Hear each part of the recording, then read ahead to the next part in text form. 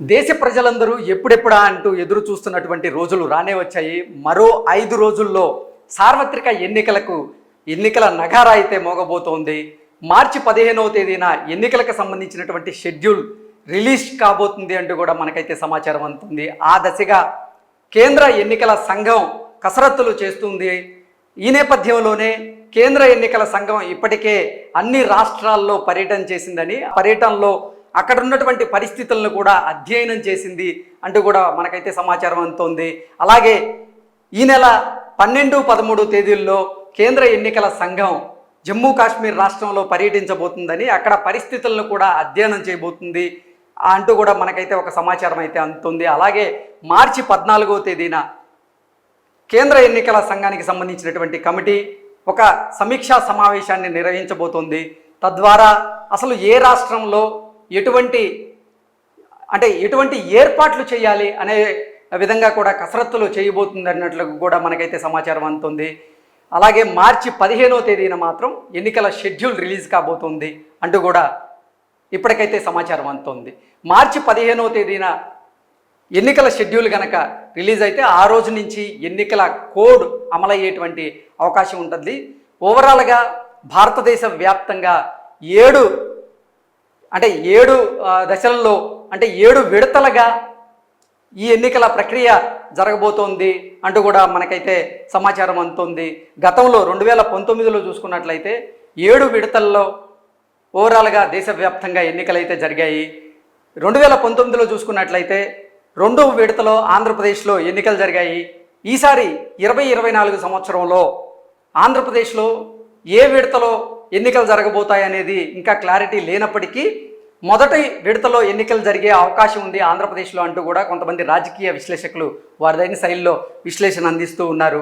ఏది ఏమైనప్పటికీ ఆంధ్రప్రదేశ్లో ఉన్నటువంటి పార్టీలు ఎన్నికల కోసం ఎదురు చూస్తూ ఉన్నాయి, ఎన్నికల కోసం సంసిద్ధంగా ఉన్నాయి.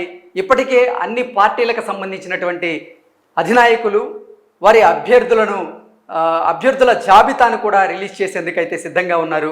ఇప్పటికే టీడీపీ, జనసేన అలాగే భారతీయ జనతా పార్టీకి సంబంధించినటువంటి పొత్తుపై ఒక క్లారిటీ వచ్చిన నేపథ్యంలో ఈ కూటమికి సంబంధించినటువంటి అభ్యర్థుల జాబితాను కూడా గతంలో రిలీజ్ చేసిన నేపథ్యంలో ఇప్పుడు భారతీయ జనతా పార్టీకి సంబంధించినటువంటి అభ్యర్థుల జాబితాను కూడా 2-3 రోజుల్లోనే రిలీజ్ చేయబోతున్నారంటూ కూడా మనకైతే సమాచారం అందుతుంది.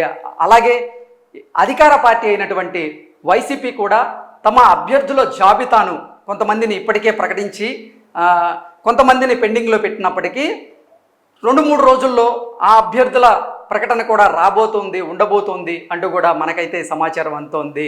ఇప్పటికే కూటమికి సంబంధించినటువంటి ఉమ్మడి మేనిఫెస్టోను కూడా రూపొందించారు. మరికొన్ని రోజుల్లోనే దాన్ని ప్రజల్లోకి విడుదల చేయబోతున్నారు అంటూ కూడా సమాచారం అందుతుంది. అలాగే ఆంధ్రప్రదేశ్లో అధికార పార్టీగా ఉన్నటువంటి వైఎస్ఆర్సీపీ కూడా రానున్న ఎన్నికల్లో ఏ హామీలను ఇవ్వబోతున్నారు అనే అంశానికి సంబంధించి ఒక మేనిఫెస్టోను సిద్ధం చేశారని, అది కూడా 2-3 రోజుల్లో జనాల్లోకి తీసుకువెళ్ళే అవకాశం ఉందంటూ కూడా మనకైతే సమాచారం అందుతోంది. అలాగే దేశవ్యాప్తంగా ఉన్నటువంటి అన్ని పార్టీలకు సంబంధించినటువంటి అధినాయకులు వారి పార్టీలకు సంబంధించినటువంటి మేనిఫెస్టోల్ని ఇప్పటికే సిద్ధం చేశారు. సో ఈ నేపథ్యంలో రానున్నటువంటి ఎన్నికలను ఎదుర్కొనేందుకు కూడా అన్ని పార్టీలు సంసిద్ధంగా ఉన్నాయి అంటూనే కొంతమంది రాజకీయ విశ్లేషకులు అయితే చెప్తూ ఉన్నారు. ఆంధ్రప్రదేశ్లో పరిస్థితి కూడా అలానే ఉంది. 2019 ప్రకారంగా మనం చూసుకున్నట్లయితే భారతదేశ వ్యాప్తంగా 7 విడతల్లో ఎన్నిక జరిగింది. ఈసారి కూడా 7 విడతల్లోనే ఎన్నిక జరగబోతున్నట్లుగా మనకైతే సమాచారం అందుతుంది. ఇంకా అఫీషియల్గా ఈ అనౌన్స్మెంట్ అయితే రావాల్సి ఉంది. అనౌన్స్మెంట్ వచ్చే వరకు మనం ఎన్ని విడతల్లో ఎన్నికలు జరగబోతాయి అనేది అయితే మనకి ఒక క్లారిటీ వచ్చే అవకాశం అయితే ఉంది. ఓవరాల్గా గతంలో చెప్పుకున్నట్లయితే భారతీయ జనతా పార్టీ ఈ ఎన్నికల కోసం సిద్ధంగా ఉంది. దేశవ్యాప్తంగా వాళ్ళు ఎన్డీఏ కూటమిలో భాగంగా 410 స్థానాలకు పైగా మాకు వస్తాయని ఆశాభావం వ్యక్తం చేస్తూ ఉన్నారు.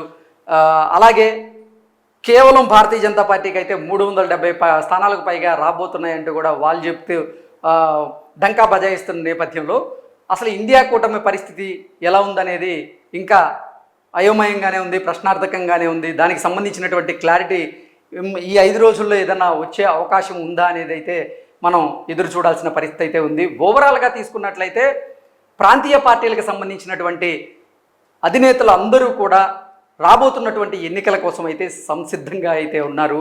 సో ఆ రకంగానే అంటే మార్చి 15వ తేదీన ఎన్నికలకు సంబంధించినటువంటి షెడ్యూల్ను విడుదల చేసేందుకు అన్ని ప్రయత్నాలు చేస్తున్నట్లుగా కూడా కేంద్ర ఎన్నికల సంఘం అన్ని ప్రయత్నాలు చేస్తున్నట్లుగా మనకైతే కొన్ని వార్తలు వస్తున్నాయి. ఆ రకంగానే వాళ్ళు అధికారులతో సమీక్షా సమావేశాలు కూడా నిర్వహించబోతున్నారు అంటూ కూడా మనకైతే సమాచారం అందుతోంది.